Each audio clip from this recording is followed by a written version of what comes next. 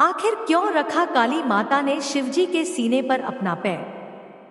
प्रिय श्रोताओं, आज हम सुनेंगे शिवजी की कथा। एक दिन शिव और देवी पार्वती पान से खेल रहे थे और उनके बीच बहस होने लगी। अचानक भगवान विष्णु आकर बोले, पान से तो मेरी इच्छा से चल रहे थे और आप लोग यह सोच रहे थे कि खेल आपके वश में था। शिव ने उत्तर दिया, हमारे चारों ओर सब कुछ माया ही है। सभी सांसारिक वस्तुएं और यहाँ तक कि हमारे द्वारा ग्रहण किया गया भोजन भी माया है। यह सुनकर देवी पार्वती कुपित हो गई। वे यह सिद्ध करना चाहती थी कि भोजन भी श्वास लेने जितना ही महत्व रखता था और वह कोई माया नहीं है। उनके जाते ही सब कुछ थमसा गया। खेत बंजर हो गए। भारी अकाल के कारण भोजन की कमी हो गई। देवों, राक्षसों और मनुष्यों के निरंतर प्रार्थना करने पर देवी पार्वती काशी में प्रकट हुई और भोजन का वितरण करने लगी। एक दिन भगवान शिव देवी के सम्मुख भिक्षा का पात्र लेकर प्रकट हुए।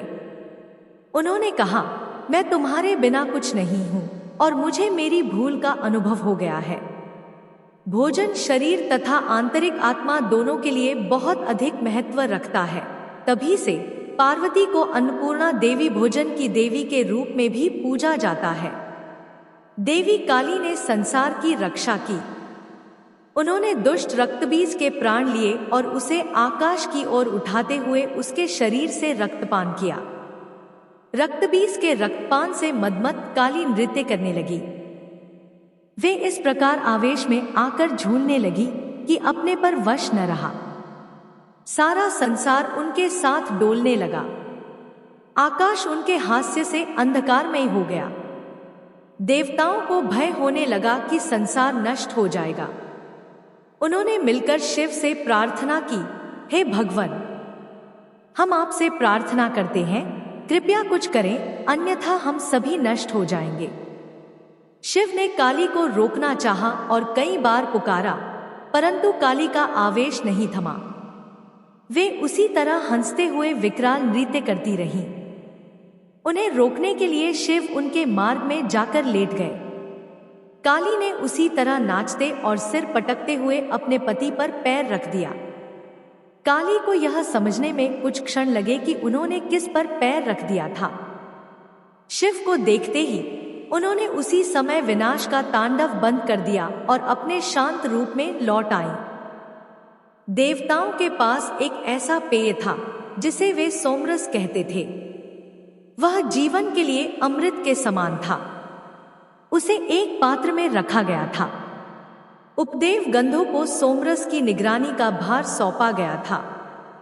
एक बार गंधर्व विश्वावसु को उस पेय पदार्थ के लिए बहुत कौतूहल हुआ।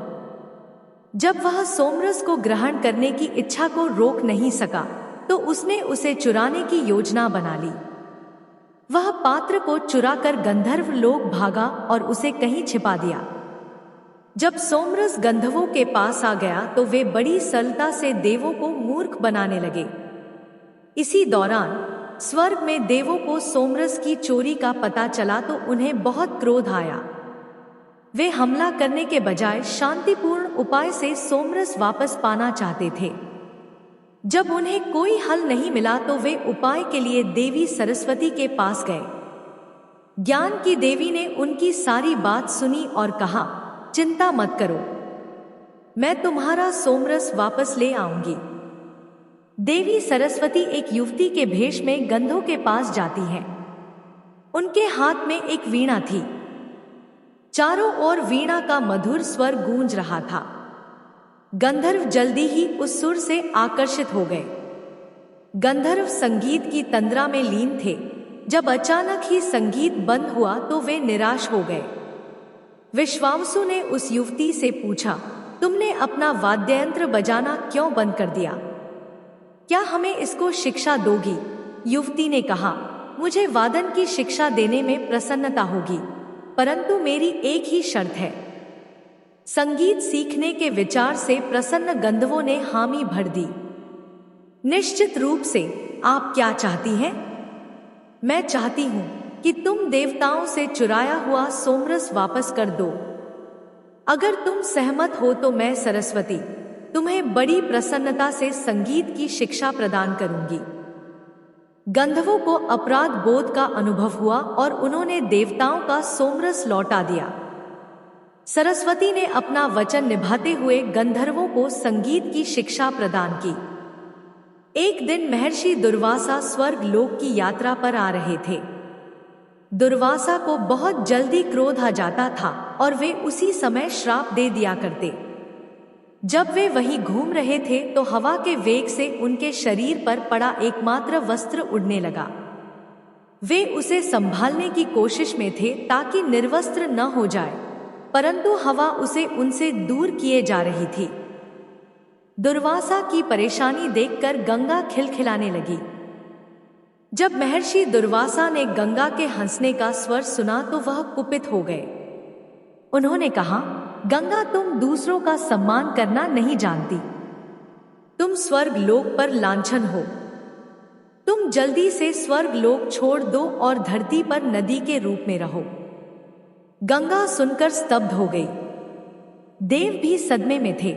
उन्होंने विनय के स्वर में कहा, हे महर्षि, कृपया गंगा के बचकाने व्यवहार को क्षमा कर दे। मेरा श्राप वापस नहीं हो सकता। गंगा को अपने बुरे बर्ताव का दंड तो भुगतना ही होगा, परंतु वह अपना जल प्रदूषित होने पर स्वर्ग वापस आ सकती है। दुर्वासा ने उत्तर दिया। सभी दुखी थे क्योंकि कोई नहीं चाहता था कि गंगा धरती पर जाए। भागीरथी पहले कभी राजा थे, परंतु अब एक तपस्वी के रूप में भगवान शिव की तपस्या कर रहे थे ताकि अपने पूर्वजों को श्राप से मुक्त करवा सके। एक श्राप के कारण उनके पूर्वजों की आत्मा स्वर्ग नहीं जा सकी थी। भागीरथी ने अपने तप और संयम के बल पर भगवान शिव को प्रसन्न कर लिया। भगवान शिव उनके सामने प्रकट हुए और वरदान देते हुए कहा, प्रिय भागीरथ, मैं तुम्हारी मनोकामना जानता हूं। मैं उसे अवश्य पूरा करूंगा। भागीरथी ने भगवान शिव को धन्यवाद दिया। त्रिदेव भगवान शिव ने गंगा से धरती पर आने को कहा। उन्होंने अपने केश खोलकर आकाश में फैला दिए ताकि गंगा के प्रवाह में धरती न बह जाए। भगवान ने गंगा को केशों में धारण किया और उसे धरती पर धीरे धीरे ले आए। फिर उन्होंने गंगा को अपने केशों से मुक्त कर दिया। शिव बोले, हे गंगे, भागीरथी के पीछे जाओ, उसकी सहायता करते हुए अपनी नियति पूरी करो। गंगा ने उनकी आज्ञा का पालन किया और भागीरथी के साथ चल दी। भागीरथी के पीछे जाते जाते गंगा को उपहास सूझा। वे ऋषि जनों के आश्रम में घुस गई और पूरे आश्रम में बाढ़ आ गई। ऋषि जनों का तप टूट गया और उन्होंने अपने मन की शक्ति का प्रयोग करते हुए सारी गंगा को पी लिया और गंगा ने स्वयं को उनके उदर में पाया। गंगा उनसे याचना करने लगी, ऋषि जनों, कृपया मुझे मेरे इस कार्य के लिए क्षमा कर दें। जब भागीरथ को एहसास हुआ कि क्या हो गया है तो उन्होंने ऋषि से विनती की, हे महर्षि, कृपया गंगा को क्षमा कर मुक्त कर दें। केवल गंगा के माध्यम से ही मेरे पूर्वजों को मुक्ति मिलेगी और वे स्वर्ग में प्रवेश कर सकेंगे। मैं आपके आगे हाथ जोड़ता हूं। ऋषि ने उत्तर दिया, पुत्र, केवल तुम्हारे आग्रह पर ही नदी को मुक्त कर रहा हूं। अगले ही क्षण नदी उनके उदर से बाहर आ गई। भागीरथ ने ऋषि को धन्यवाद दिया और गंगा ने भी अपनी उद्दंडता के लिए क्षमा याचना की।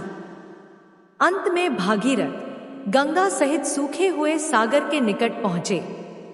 गंगा नदी ने उनके पूर्वजों की अस्थियों को बहा दिया और सागर के पुत्र श्राप से मुक्त होते ही स्वर्ग की ओर प्रस्थान कर गए। एक दिन राजा शांतनु शिकार खेलने गए और उन्होंने गंगा नदी के तट पर गंगा को टहलते देखा। वे उसी समय उनके प्रेम में पड़ गए और उनके आगे विवाह का प्रस्ताव रख दिया। देवी ने उन्हें अगले दिन आने को कहा। शांतनु ने अगले दिन पुनः देवी से भेंट की और विवाह का प्रस्ताव दोहराया। गंगा ने उत्तर दिया, मैं आपसे एक ही शर्त पर विवाह करूंगी। आप कभी मेरे कार्यों पर प्रश्न नहीं उठाएंगे।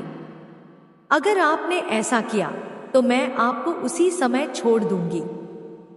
शांतनु ने उन्हें आश्वासन दिया कि वे कभी उनसे उनके किसी काम की सफाई नहीं मांगेंगे। राजा शांतनु और देवी गंगा का विवाह हो गया। जल्दी ही उनके यहाँ एक पुत्र का जन्म हुआ। राजा शांतनु की प्रसन्नता का ठिकाना न रहा, परंतु वह लंबे समय तक नहीं टिक सकी। उन्होंने देखा कि गंगा उनके पुत्र को लेकर नदी की ओर जा रही थी। वे भी उसके पीछे गए और यह देखकर चौंक गए कि गंगा ने उनके पुत्र को नदी में डुबो दिया। वे चाहकर भी कुछ नहीं कह सके, क्योंकि वे कुछ न पूछने का वचन दे चुके थे। ठीक इसी तरह गंगा ने अपने 7 नवजात पुत्रों को डुबो दिया। राजा शांतनु बहुत उदास हो गए। जब गंगा ने 8वीं संतान को जन्म दिया तो राजा शांतनु ने तय कर लिया कि वे गंगा को अपनी संतान को पानी में नहीं डुबोने देंगे। अंत में उन्होंने अपना संकल्प तोड़ दिया और गंगा से कारण पूछा कि वे उनके नवजात पुत्रों को नदी में क्यों बहा देती थी। शांतनु ने कहा, मैं अपनी आंखों के आगे अपने पुत्रों को जल प्रवाहित होते नहीं देख सकता। कृपया मुझे बताओ कि तुम ऐसा क्यों करती हो। गंगा ने एक पुराना प्रसंग सुनाते हुए कहा, मैंने हमारे पुत्रों को नदी में प्रवाहित किया ताकि उन्हें उस श्राप से मुक्त किया जा सके जो उन्हें पिछले जन्मों में महर्षि वशिष्ठ और भगवान ब्रह्मा ने दिया था। राजा शांतनु ने अपना वचन भंग किया था, इसलिए गंगा ने उन्हें त्याग दिया। वे अपने 8वें पुत्र को लालन पालन के लिए अपने साथ ले गई। जब देवी लक्ष्मी ने महल में प्रवेश किया तो उनके सुंदर आभा मंडल से सारा कक्ष जगमगा गया था। देव और असुर निरंतर उनकी दिशा में ही देख रहे थे। अप्सराओं ने उनके हाथों में एक माला थमा दी। आरंभिक युग में स्त्रियां स्वयं अपने वर का चुनाव करती थी और यह प्रथा स्वयंवर के नाम से जानी जाती थी। देवी लक्ष्मी के स्वयंवर में सभी देव, असुर और भगवान विष्णु सहित सभी भगवान अपने मानव रूप में भी पधारे। सभी यह जानने को उत्सुक थे कि लक्ष्मी अपना पति किसे चुनती है। देवी लक्ष्मी ने भगवान विष्णु की ओर देखा और उन्हें माला पहनाकर अपना पति चुन लिया। देवताओं ने देवी लक्ष्मी और भगवान विष्णु के विवाह का उत्सव मनाया। वे धन और संपदा की देवी थी और वे संसार के पालक थे। वे महादेवी थी जिन्होंने भगवान विष्णु की पत्नी बनने के लिए लक्ष्मी का रूप लिया था, जो उनका बल और शक्ति थी। वैष्णवी का जन्म रत्नाकर परिवार में हुआ। वह बचपन से ही ज्ञान पाने की इच्छुक थी। जल्दी हो वैष्णवी ने ध्यान लगाने की कला सीखी और वे घने वनों में तपस्या करने चली गई। वैष्णवी की लोकप्रियता चारों ओर फैल गई और जल्दी ही लोग उनका आशीर्वाद पाने के लिए आश्रम में आने लगे। एक बार महायोगी गुरु गोरक्षनाथ जी को भगवान राम और वैष्णवी के बीच हुए प्रसंग का दिव्य दर्शन हुआ। वे यह जानने को उत्सुक थे कि वैष्णवी आध्यात्मिकता प्राप्त करने में सफल हुई अथवा नहीं। अतः उन्होंने अपने शिष्य से पूछा, भैरवनाथ, मैं चाहता हूं कि तुम वैष्णवी का सत्य जानकर आओ। भैरवनाथ ने वैष्णवी के आश्रम की ओर अपनी यात्रा आरंभ की। वह वहां जाकर वैष्णवी के अद्भुत सौंदर्य पर मोहित हो गया और उसने वैष्णवी के आगे विवाह का प्रस्ताव रख दिया। एक बार वैष्णवी माता के भक्त श्रीधर ने भंडारे का आयोजन किया जिसमें पूरे ग्राम को न्योता दिया गया। महायोगी गोरक्षनाथ जी भी अपने शिष्यों सहित पधारे। भैरवनाथ ने ज्यों ही वैष्णवी को पकड़ना चाहा और अपनी पत्नी बनने के लिए कहा, वे छल से बचकर पहाड़ों की ओर निकल गई और वहीं अपनी तपस्या करने लगी। भैरव वैष्णवी के न चाहने पर भी उनका पीछा करता रहा। जब बात हद से बाहर हो गई तो वैष्णवी ने गुफा के मुख के बाहर उसका सिर काट दिया। भैरव को अपनी मृत्यु के बाद अपनी भूल का एहसास हुआ। उसने देवी के आगे हाथ जोड़े, हे वैष्णो देवी, कृपया इस भारी अपराध के लिए मुझे क्षमा करें। देवी ने उसकी प्रार्थना सुनी तो उन्हें उस पर दया आ गई। उन्होंने पैरों को वरदान दिया कि जो भी भक्त उनके दर्शन करने आएगा, उसकी तीर्थ यात्रा भैरव तीर्थ के दर्शन के बिना अधूरी मानी जाएगी। भगवान राम अपने वनवास के दौरान वैष्णवी से मिले और उन्होंने झट से उन्हें भगवान विष्णु के अवतार के रूप में पहचान लिया। उन्होंने कहा, मेरे भगवान, मेरे साथ विवाह का प्रस्ताव स्वीकार करें। भगवान राम ने उत्तर दिया, वैष्णवी, यह उपयुक्त समय नहीं है, परंतु मैं तुम्हारे पास पुनः आऊंगा। यदि तुम मुझे पहचान सकी तो तुम्हारी इच्छा अवश्य पूरी होगी। भगवान राम ने अपना वचन निभाया और वैष्णवी के पास आए, परंतु इस बार वे एक बूढ़े के भेष में थे। वैष्णवी उन्हें पहचान नहीं सकी।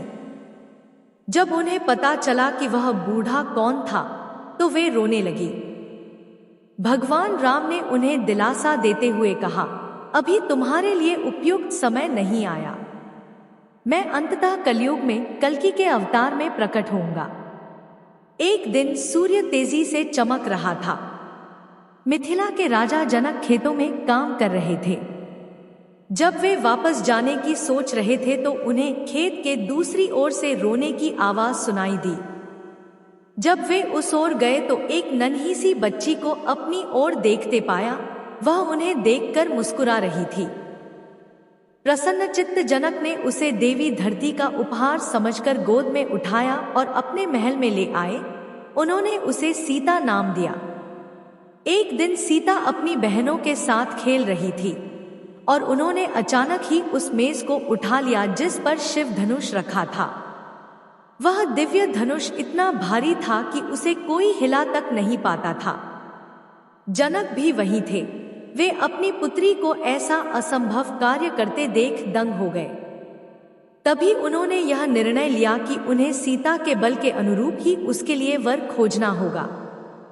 वर्षों बीते, राजा जनक ने सीता के विवाह के लिए स्वयंवर रचाया। उन्होंने योग्य राजाओं और राजकुमारों को निमंत्रित करते हुए ऐलान किया कि जो भी सीता से विवाह करना चाहता हो, उसे बलशाली शिव धनुष को उठाना होगा। अनेक राजा और राजकुमार स्वयंवर में भाग लेने आए। राम, लक्ष्मण और रावण भी स्वयंवर में उपस्थित थे। उन सभी राजाओं ने प्रयास किया, परंतु राम ही उस असंभव कार्य को पूरा कर सके।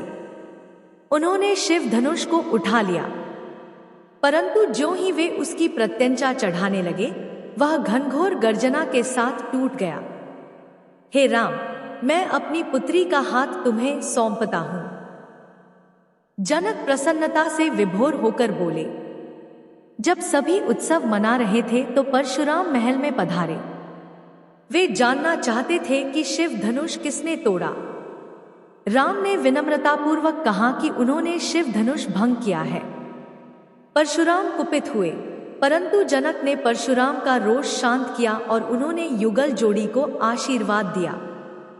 फिर परशुराम बोले, राम, मैं चाहता हूं कि तुम विष्णु का धनुष लो और इससे एक बाण छोड़ो। राम ने आसानी से ऐसा कर दिया और कहा, मुनिवर, मुझे यह बाण कहाँ छोड़ना चाहिए? परशुराम बोले, इसे स्वर्ग की ओर छोड़ दो। वे पहचान गए थे कि राम कोई साधारण मनुष्य नहीं, बल्कि विष्णु का ही एक अवतार थे।